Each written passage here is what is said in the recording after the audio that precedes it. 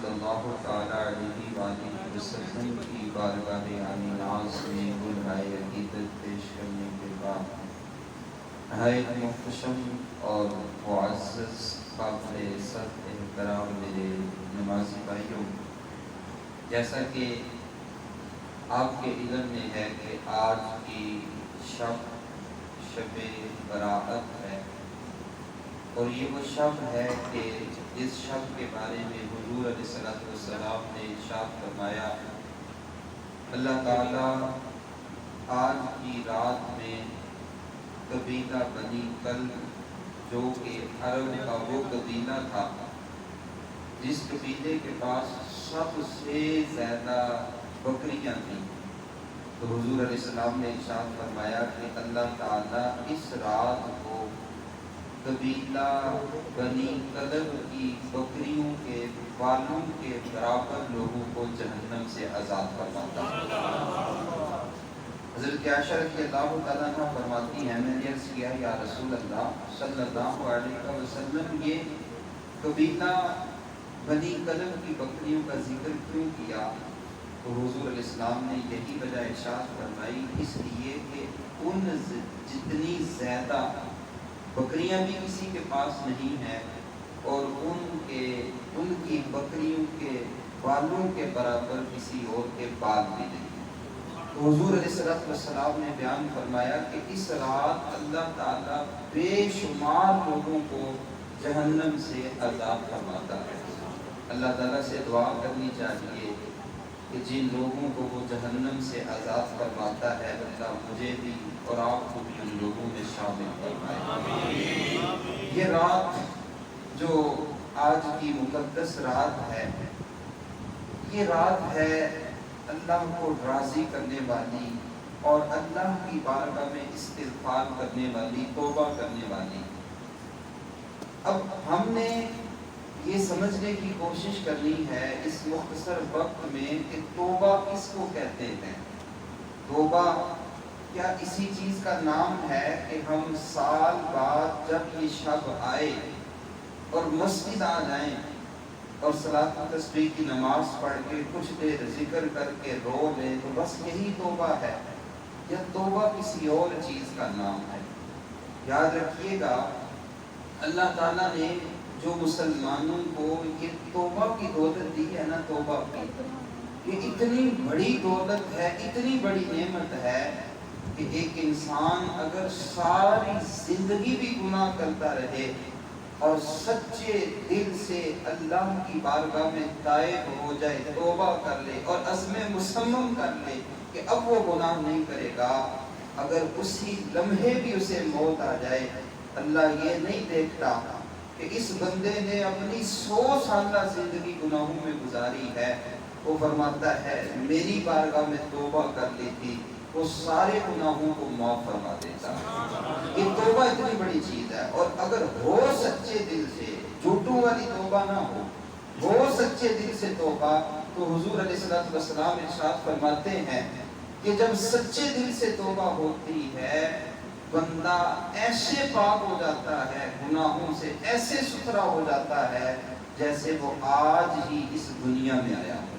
اور حضور علیہ السلام نے ترغیب دلائی، فرمایا لوگوں اللہ سے معافی مانگا کرو، استغفار کیا کرو، بے شک میں بھی اپنے رب سے دن میں 100 مرتبہ استغفار کرتا ہوں۔ حالانکہ آقا کریم صلی اللہ تعالیٰ علیہ وآلہ وسلم وہ سید المعصومین ہیں، وہ گناہ کر ہی نہیں سکتے، تصور ہی نہیں ہے کہ حضور علیہ السلام جو ہے وہ گناہ کریں، وہ مالک جنت ہیں اور اللہ تعالیٰ نے ان کو سب کچھ عطا فرمایا ہے، لیکن اس کے باوجود آقا کریم صلی اللہ علیہ وسلم میری آپ کی ترغیب کے لیے اور ہماری توجہ کے لیے حضور علیہ السلام فرماتے ہیں کہ اللہ تعالیٰ کی بارگاہ میں کیا کیجئے؟ استغفار۔ بولیے گا کیا کیجئے؟ استغفار۔ میں آپ کی توجہ چاہوں گا، دیکھیے بات سمجھانے کے لیے اس کا رہا ہوں۔ اللہ تعالیٰ نے 3 طرح کی مخلوقات پیدا کی ہیں۔ کتنی طرح کی جی؟ سارے بولیے گا کتنی؟ 3 طرح۔ ایک مخلوق وہ ہے جو گناہ کر ہی نہیں سکتے، صرف عبادت، اس لیے کہ ان کے پاس عقل ہے، خواہش نہیں ہے، شہوات نہیں ہے۔ اور وہ مخلوق کون سی ہے؟ وہ ہے اللہ تعالیٰ کے فرشتے. شاباش. کون سی مخلوق ہے جی؟ اللہ تعالیٰ کے فرشتے. فرشتے ایسی مخلوق ہے جو گناہ نہیں کر سکتے، وہ صرف عبادت کرتے ہیں، اس لیے کہ اللہ تعالیٰ نے ان کو عقل کا چراغ دیا ہے. ان کے دل میں خواہش نہیں ہے، وہ کھاتے نہیں ہیں، پیتے نہیں ہیں. اور ایک اللہ تعالیٰ کی مخلوق اس کیٹیگری سے تعلق رکھتی ہے کہ جو صرف خواہشات رکھتے ہیں، شہوات رکھتے ہیں. وہ کسی طرح کی ان کے پاس عقل نہیں ہے، کسی طرح کا ان کے پاس عقل کا چراغ نہیں ہے. جیسے آپ دیکھیں جانور ہیں، وہ کھاتے ہیں، پیتے ہیں، اپنا وقت گزارتے ہیں. تو جانور جو ہیں ان کے پاس عقل نہیں ہے. اللہ تعالیٰ کی یہ دو طرح کی مخلوقات ہو گئی. ایک وہ مخلوق جو صرف عقل ہی عقل رکھتی ہے اور ان کے دل میں گناہ کا شائبہ بھی نہیں ہوتا، وہ فرشتے ہیں. اور دوسری مخلوق وہ ہے جس کے پاس صرف خواہشات ہیں، صرف شہوات ہیں، وہ عقل نہیں رکھتے. اب یہ دونوں مخلوقات اپنی اپنی جگہ ہیں. فرشتے ہیں تو اگر وہ گناہ نہیں کرتے تو یہ کوئی کمال نہیں ہے، اس لیے کہ ان کے پاس اس کی خواہش ہی نہیں ہے.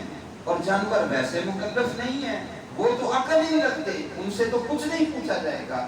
اور تیسری مخلوق ہے انسان، جسے اللہ نے عقل بھی دی ہے اور ساتھ شہوات خواہشات بھی دی ہیں. اب اگر انسان اپنی عقل کو مغلوب کر لے اور خواہشات کو غلبہ دے دے، صرف خواہشات کے پیچھے لگ جائے، اللہ کو بھول جائے، وہ جانور سے بھی بدتر ہو جاتا ہے. وہ جانور سے بھی بدتر ہو جاتا ہے جو صرف خواہشات کے پیچھے چلتا ہے. بس جو دل نے چاہا، نہ جائز دیکھا نہ ناجائز دیکھا، صرف اپنے خواہشات کے پیچھے چلا، وہ جانور سے بھی بدتر ہے. اور جو انسان اپنی عقل کو غلبہ دے دے اور خواہشات کو پیچھے چھوڑ دے، وہ کچھ بھی کرنے لگے تو سب سے پہلے یہ سوچے کہ میرا رب اس کے بارے میں کیا فرماتا ہے، اور اپنے رب کی اطاعت کرے اور رب کی فرما برداری کرے. رب کی اطاعت اور رب کی فرما برداری کرے تو جب وہ بندہ ایسا کام کرتا ہے تو اللہ تبارک و تعالیٰ اس بندے کو فرشتوں سے بھی پھر افضل بنا دیتا ہے. حضرت اقبال نے کہا تھا نا، فرشتوں سے بہتر ہے انسان بننا. کہا تھا نا جی، فرشتوں سے بہتر ہے انسان بننا، مگر اس میں لگتی ہے محنت ذرا. جب انسان اپنی عقل کے پیچھے چلتے ہوئے اللہ تعالیٰ کی عبادت کرتا ہے اور گناہوں کو چھوڑ دیتا ہے، یاد رکھیے گا وہ انسان پھر فرشتوں سے بہتر ہو جاتا ہے اپنے تقوی کی بنا پر. اور پھر دیکھیے یہ توبہ، جب بندہ صدقے دل سے، سچے دل سے توبہ کرتا ہے تو اللہ تبارک و تعالیٰ اس کے دل کو ستھرا کر دیتا ہے. حدیث پاک میں آتا ہے، تفاسیر میں مذکور ہے کہ جب کوئی شخص گناہ کرتا ہے نا، گناہ، تو گناہ کرتے کرتے وہ جب 5 گناہ کر لیتا ہے اور 5 گناہ کرنے کے بعد صرف ایک نیکی کرتا ہے، تو یہ جو کرامن کاتبین بیٹھے ہیں، یعلمون ما تفعلون، یہ جو سب کچھ لکھ رہے ہیں، یہ نیکیاں لکھنے والا فرشتہ جب یہ بندہ ایک نیکی کر لیتا ہے تو اس گناہ لکھنے والے فرشتے کو کہتا ہے کہ دیکھو، جب کوئی بندہ ایک نیکی کرتا ہے اللہ تعالیٰ اس بندے کو 10 گنا ثواب عطا فرماتا ہے. اور گناہ کا بدلہ تو اتنا ہی ہے جتنا اس نے گناہ کیا ہو. اس نے 5 گناہ کیے ہیں نا، تو ایسا کرتا ہوں میں 10 نیکیاں نہیں لکھتا، میں 5 نیکیاں لکھتا ہوں، تم 5 گناہ مٹا.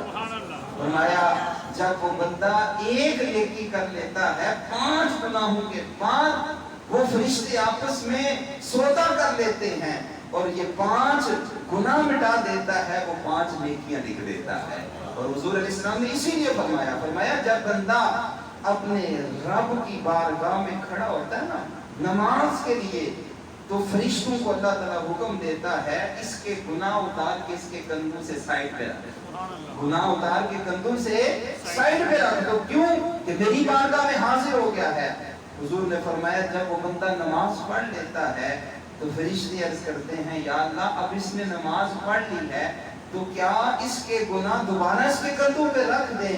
تو اللہ تعالیٰ فرماتا ہے نہیں، میں نے اتارے کیوں تھے، جب اترے ہیں تو پھر اترے ہی رہتے. جب اترے ہیں تو پھر اترے ہی رہنے دو۔ جب اللہ کی بارگاہ میں بندہ جھکتا ہے، اور آقا کریم صلی اللہ علیہ وسلم کی بارگاہ میں ایک شخص آیا، اس شخص نے آ کر عرض کی، یا رسول اللہ میں نے ساری زندگی گناہوں میں گزاری ہے، حضور میرا ایک ایک لمحہ رب کی معصیت اور اس کی نافرمانی میں گزرا ہے، یا رسول اللہ کیا مجھے رب معاف کر دے گا؟ حضور نے فرمایا، کیا تیرے گناہ سمندر کے پانی کے قطروں سے بھی زیادہ ہیں؟ اس نے عرض کیا، جی یا رسول اللہ میرے گناہ سمندر سے بھی، پانی سے بھی زیادہ ہیں۔ فرمایا، کیا تیرے گناہ روئے زمین پہ لگے ہوئے درختوں کے پتوں سے بھی زیادہ ہیں؟ عرض کی، جی یا رسول اللہ روئے زمین پہ جو لگے ہوئے درخت ہیں ان کے پتے شاید تھوڑے ہوں لیکن میرے گناہ زیادہ ہیں۔ حضور نے فرمایا، کیا روئے زمین پہ جو ریت ہے اس ریت کے ذرات سے بھی تیرے گناہ زیادہ ہیں؟ عرض کی، جی یا رسول اللہ ریت پہ جو ذرات ہیں میرے گناہ ان سے بھی زیادہ ہیں۔ اب حضور نے ایک جملہ ارشاد فرمایا، اور جب وہ جملہ بندہ سنے اور اس کا لطف لے تو واقعی انسان کی روح تک قرار جاتا ہے۔ حضور علیہ السلام نے سمندر کا حوالہ دیا، اس نے کہا گناہ زیادہ ہیں، فرمایا درختوں کے پتے، عرض کی گناہ زیادہ ہیں، فرمایا ریت کے ذرے، عرض کی گناہ زیادہ ہیں۔ حضور نے فرمایا، بتا تیرے گناہ میرے رب کی رحمت سے بھی زیادہ ہیں؟ بتا تیرے گناہ میرے رب کی رحمت سے بھی زیادہ ہیں؟ اس نے عرض کی، حضور نہیں، میرے گناہ میرے رب کی رحمت سے زیادہ نہیں۔ فرمایا، پھر توبہ کر لے، سچے دل سے توبہ کر، میرا رب تیرے گناہوں کو معاف فرما دے۔